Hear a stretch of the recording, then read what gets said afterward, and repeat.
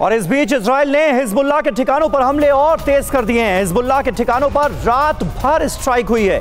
IDF का war plan भी सामने आया है। इसे लेकर हिजबुल्लाह के खिलाफ एक्शन प्लान तैयार है। हिजबुल्लाह की पोस्ट, हिजबुल्लाह के कैंपस और अन्य ठिकाने इस वक्त आईडीएफ के निशाने पर हैं।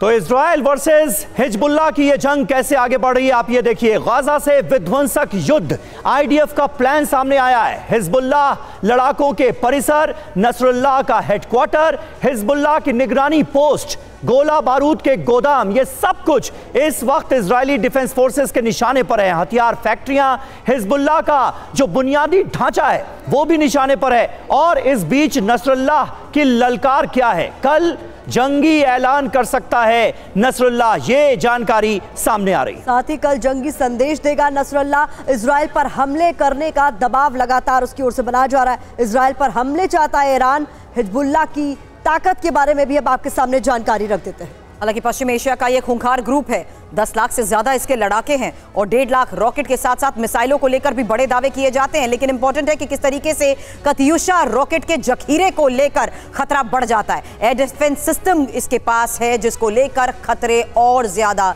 बढ़ जाते हैं। अब फिलिस्तीनी राष्ट्रपति का बड़ा बयान भी सामने आया है जिसमें गाजा पर कंट्रोल के लिए तैयार महमूद अब्बास की तरफ से यह बात कही गई। गाजा के राजनीतिक समाधान के लिए भी है तैयार।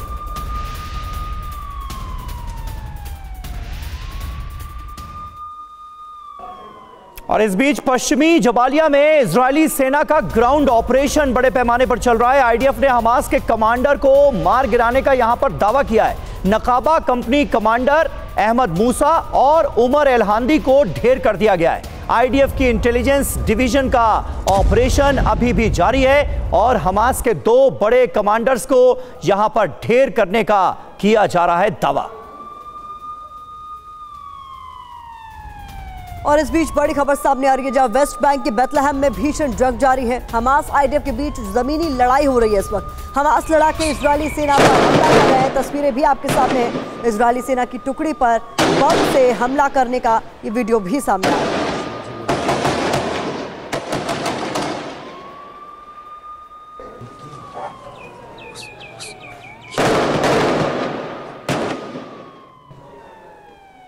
और आईडीएफ का बहुत बड़ा दावा, जहां बतशेवा निगरी हमले के आरोपी के घर को अब तबाह कर दिया गया है।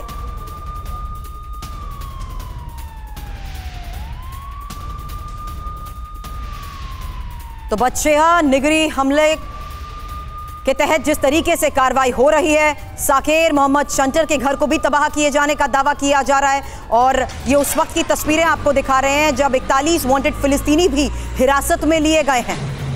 लगातार हो रही छापेमारी का ये नतीजा है जिसको देखते हुए आईडीएफ की तरफ से छापेमारी के साथ साथ जिन घरों को तबाह किया जा रहा है उनकी तस्वीरें भी जारी कर दी गई।